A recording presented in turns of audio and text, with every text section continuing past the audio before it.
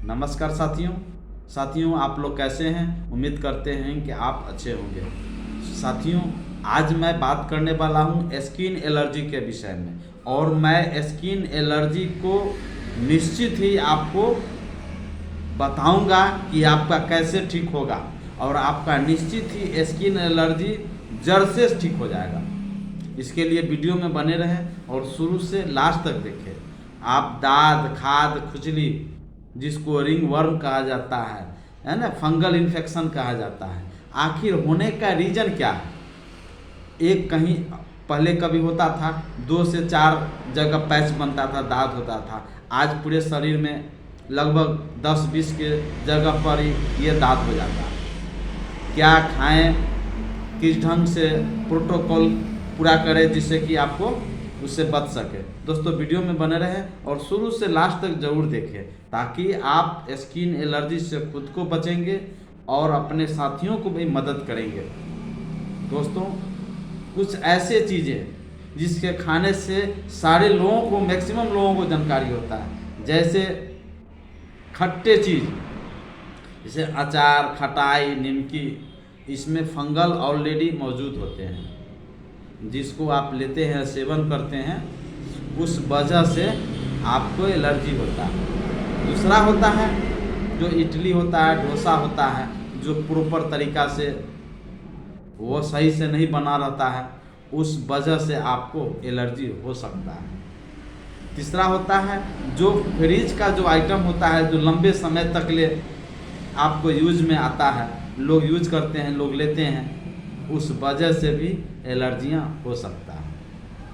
आपका सब्जी में आपका ब्रिंजल हो गया, आपका बैगन हो गया, टमाटर हो गया, अगर आपके पास खुजली है तो आप अगर इस चीज़ को खाते हैं तो निश्चित ही आप बहुत परेशान होंगे। दोस्तों देखिए, पहले क्या होता था कि अगर किसी को दाद दिनाए, खुजली होता था तो खास मौसम में होता था और ख़ास दिनों के लिए होता था। जैसे बरसात के दिनों में होता, 1-2 महीना के लिए होता, कोई एक ट्यूब इस्तेमाल करते थे। जैसे आप टर्बिनाफाइन क्रीम लगा सकते थे, लुलिकोनाजोल, इंट्राकोनाजोल, बहुत सारा मार्केट में, कोट्राइमाजोल, माइक्रोनाजोल, इस ट्यूब इस्तेमाल करते थे, वह बिल्कुल ठीक हो जाता था। गर्मी के दिनों में भी दोस्तों, गर्मी में काफ़ी तबाही होता, काफ़ी परेशान आप होते।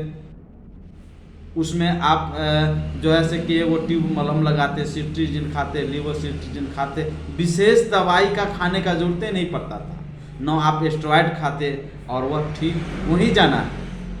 आज क्या हो गया, सालों साल आप स्किन डिजीज से, स्किन इन्फेक्शन से, फंगल इन्फेक्शन से, है ना, रिंग वर्म से तबाह हो गए। दोस्तों, रिंग वर्म का नाम रिंग वर्म क्यों पड़ा?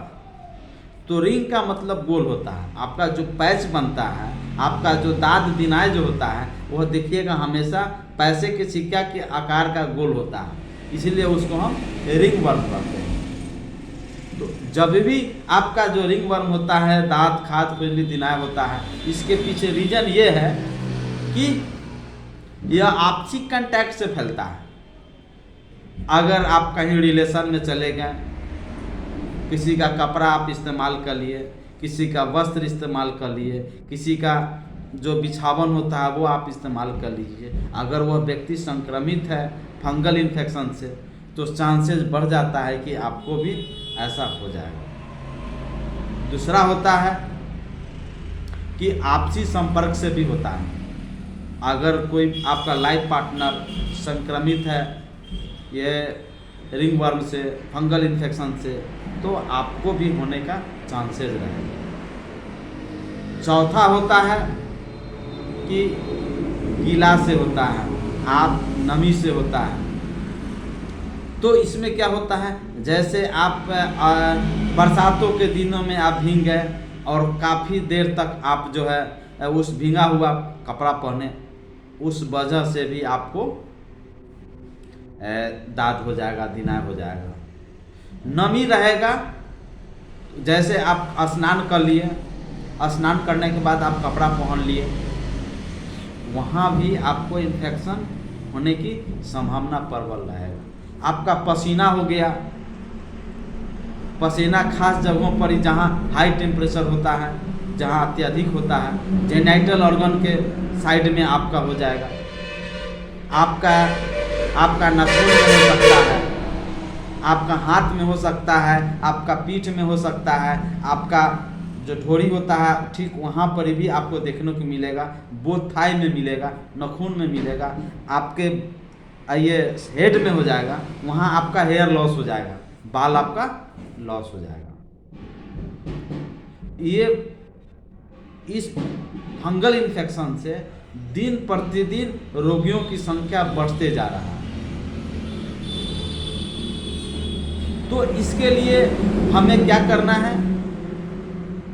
बाहरी जो वातावरण है, जिसके वजह वातावरण में भी से फैलता है दोस्तों, हमें क्या करना है कि हमें जहाँ भी जा रहे हैं तो वहाँ अपने कपड़ा को इस्तेमाल करना है अपने आप। लेकिन ये भी संभव नहीं है कि आप कहाँ तक कितना कपड़ा धो पाइएगा, लेकिन संभवतः प्रयास करना है कि खुद का कपड़ा हम इस्तेमाल करें। कुछ लोगों का होता है कि लोग बोल देते हैं खून में इन्फेक्शन हो गया। दोस्तों, कभी भी फंगल इन्फेक्शन आपको स्किन का जो फर्स्ट लेयर होता है उस पर वो अटैक करता है और वहीं पर ही अपना पॉपुलेशन बढ़ाता है, अपनी जनसंख्या बढ़ाता है, अपना आबादी बढ़ाता है। तो आपको छूने से फैलता है। जानवर जैसे कुत्ता हो गया, डॉग हो गया, या कोई भी पालतू हो गया, और भी बहुत सारा जैसे गाय हो गया, भैंस हो गया, इत्यादि जो जानवर है, आप उससे कांटेक्ट में रहिएगा तो इससे आपको फैल सकता है। ट्रैवलिंग कर रहे हैं काफ़ी दिनों तक, 4 दिन 5 दिन 10 दिन तक ट्रैवलिंग करते हैं, कहीं सार्वजनिक जगह पर ही आप विराम करते हैं, रुकते ठहरते हैं, तो वहाँ भी आपको कांटेक्ट से वहाँ भी इन्फेक्शन आपको फंगल हो जाता है। दोस्तों, देखते हैं कि अगर आपको जेनिटल ऑर्गन के आसपास में, जांघ में है ना, या कहीं भी है, जब आप कपड़ा खोलते हैं, हवा के जब संपर्क में आता है, इतना ज़बरदस्त नोचता है कि 4-5 मिनट तक मानो कि वहाँ पर ही हम काट के फेंक दें, काफ़ी नोचता है। तो वहाँ जो नोचता है उसके लिए सेल्फ मेडिकेशन नॉर्मल के रूप में आप सिट्रीजिन ले सकते हैं, लिवोसिट्रीजिन ले सकते हैं, जिससे कि आपको तत्कालिक राहत मिलेगा। दोस्तों, सेल्फ मेडिकेशन मत ले। लोग कहते हैं कि जो है इंट्राकोनाजोल 100 mg 2 महीना खा लिया, 200 mg 6 महीना खा लिया, कभी 400 mg 15 दिन खा लिया। तरह तरह के कुछ दवाइयाँ हैं जो 10 दिन खाया, 15 दिन छोड़ दिया, 20 दिन खाया, 5 दिन छोड़ दिया। इस तरह से जो सेल्फ मेडिकेशन करते हैं वही सबसे ज़्यादा लॉन्ग टाइम तक आप परेशान रहते हैं। तो कभी भी सेल्फ मेडिकेशन न लें। थोड़ा बहुत परेशानी है तो आप सिट्रीजिन ले सकते हैं। मलहम आपका जैसे आपको ट्राइमाजोल मलहम आता है जो काफ़ी पुराना है, काफ़ी लंबे समय से लोग यूज़ करता है, वो आप ले सकते हैं। अब हम बात करेंगे ट्रीटमेंट का, क्या ट्रीटमेंट करें, क्या इलाज करें जैसे वह ठीक हो जाए।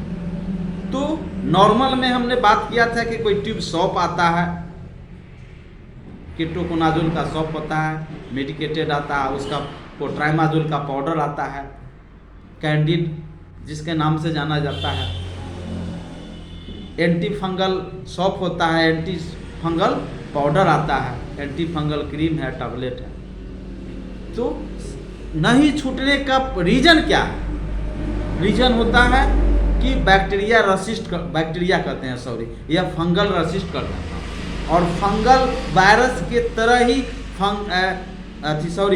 बैक्टीरिया और वायरस के तरह ही फंगल भी आजकल लंबे समय तक बॉडी में काफ़ी दिनों तक अपना निवास बना लेते हैं और वहाँ स्किन में पनपते हैं, फलते हैं, फूलते हैं, विकास करते हैं। तो सेल्फ मेडिकेशन से ही परेशानियाँ आता है, और नहीं तो निश्चित ही ठीक होता है।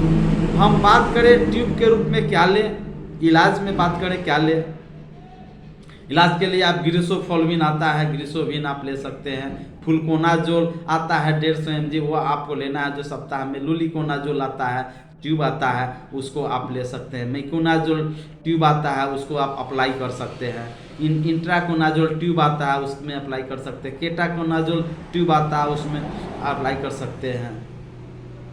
इस तरह से एंटी फंगल ट्यूब बहुत सारी मार्केट में उपलब्ध है, जो कि आपको डर्मेटोलॉजिस्ट से ही प्रॉपर अच्छे डॉक्टर के ही देख रेख में प्रॉपर आप इलाज कराएं, आपका निश्चित ठीक हो जाए। टैबलेट के रूप में बात करें, ग्लिसोबिन टैबलेट आता है, फ्लुकोनाजोल टैबलेट आता है, टर्बिनाफाइन आता है, इंट्राकोनाजोल आता है, लूलिकोनाजोल आता है, उसका सिट्रीजिन आता है, लिवोसिट्रीजिन आता है।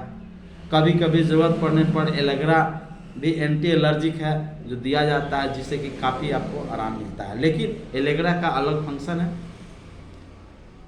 टेस्ट की बात करें, टेस्ट क्या करें, तो हो सकता है आपको डायबिटीज़ हो, थायराइड की प्रॉब्लम हो, तो इस वजह से भी उसका टेस्ट कराना पड़ सकता है। आपका CBC का भी ब्लड टेस्ट कराना पड़ सकता है, जिससे पता चलेगा कि कहाँ आपके ब्लड में इन्फेक्शन है, इस्नोफिल्स का मात्रा क्या है, टोटल आपका क्लियर आपको ब्लड से पता चलेगा। लेकिन संभवतः आपके सीवियर कितना है, आपके इन्फेक्शन सीवियर कितना है, उस पर निर्भर करता है। और निश्चित ही आप संपर्क करें डॉक्टर से, आप संपर्क करें, हमसे मिले और निश्चित ही आपको ठीक होगा। धन्यवाद दोस्तों। वीडियो कैसा लगा? वीडियो अच्छा लगा तो प्लीज़ सब्सक्राइब कर दें। धन्यवाद।